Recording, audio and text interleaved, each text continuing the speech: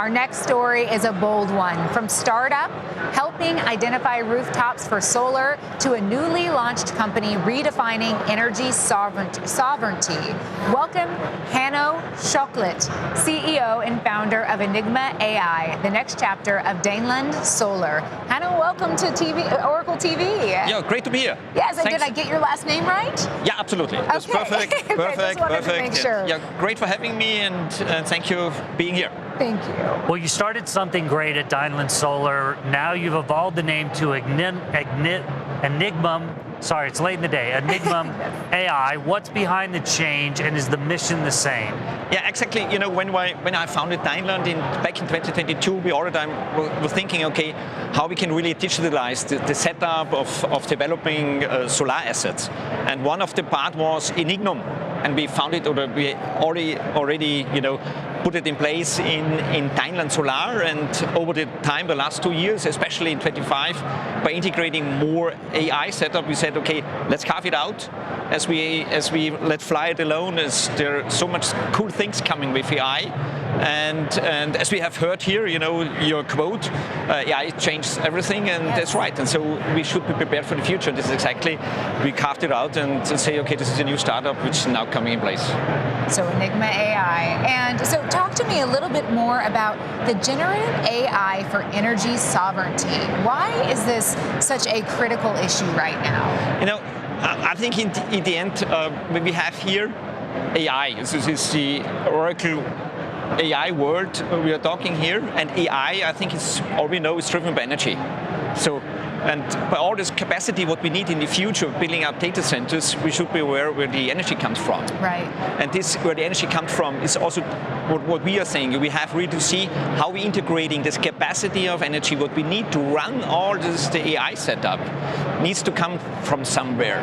And we have really to see or predict how these are really fitting to the current energy infrastructure, or even to the production capacity which are in the different countries. And therefore, we have really to think how we're implementing this differently. And on the other hand, really say that, of course, this dependence to fossil fuel is also some risk for some countries. But Sure. For example, Germany has faced in 2022 when the war in Ukraine starts, and the dependence from Germany, from fossil fuel or the natural gas coming from Russia, put us in real problems. And getting out of this means independence, and it's a sovereignty issue to really run and make this energy transition happening.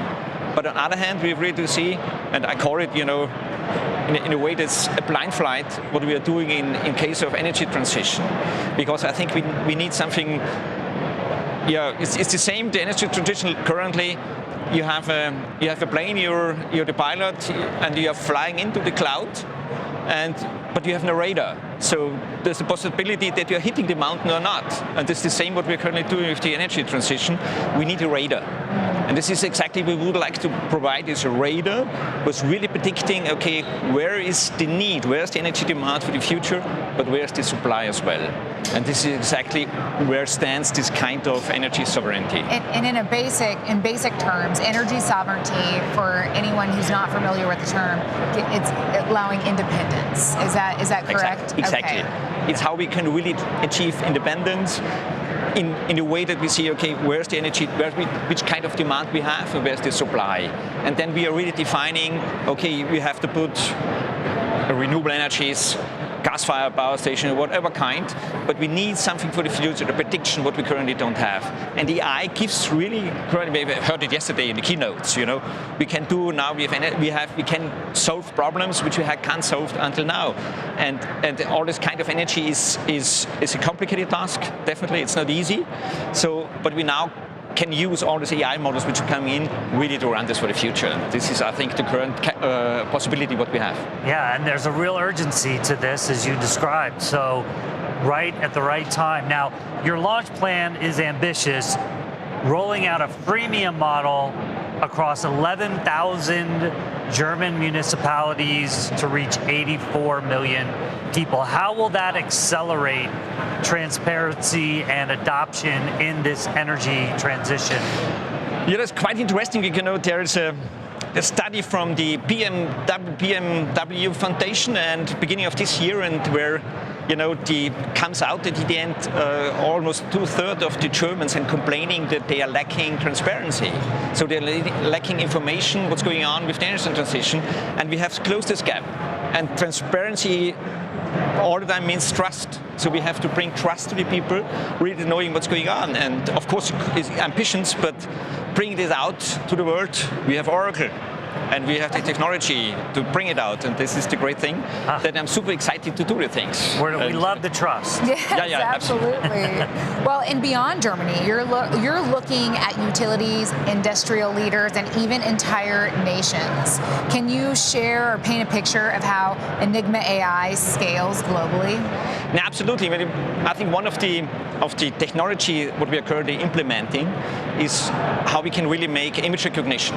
We take satellite imagery and then putting our AI models on and then identifying the energy infrastructure.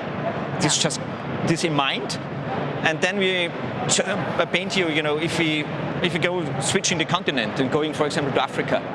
We know what's going on in Africa. We know as well that we have here population growth, which it's extraordinary over the next 2 decades. So how we can really steer this, or how should the nation steer that? At the end, it's all the kind of basis for prosperity is energy, electricity. And this electricity, we have really to bring to the countries and say, okay, look, there's the population growth, there is your further growth economically wise. So how we can steer it? Where's the demand? Where's the supply? So where we are building solar installations, where is a wind farm, or where is a gas power station, or where's a battery? And then bringing this together and saying, okay, look, this is the future and how you can allocate then the energy production. And we all know energy is the lifeblood of prosperity, and we have to give this to people in the future as well. And this is what we exactly would like to do. Therefore, this level to bring this to nations, I think, it's a big approach. And on the other hand, I think it's quite interesting. This is not just how we can then use Oracle technology to make this happen. This is all the kind as well. Energy sovereignty means also data sovereignty. So this is perfect if we have all this cloud infrastructure. So, okay, we're building private or sovereign clouds, so that the sovereign cloud, the data remains with the countries, and then we have energy sovereignty goes alongside with data sovereignty.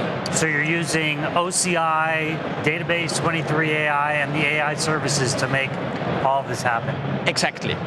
And much more to come, and much more data and services we would like to integrate what you're offering, or this geospatial setup, what we are using, getting this integration, but also smart metering approaches, what you also have in your services. All this kind we would like to integrate more and more, and to build this up in Enignum, so that we, as a young company and as a startup, then we are prepared for the future. All right, well, we're looking forward to following this path that you're on, and we're glad to be there with you. From rooftops to resilience, Enignum AI shows a bold vision for how AI can reshape the future of energy sovereignty. Exactly. Yes, well, thank you so much for joining us. And thank you. We can't wait to see what's next. And thank you for being here with us on Oracle TV. We'll be back right after these messages.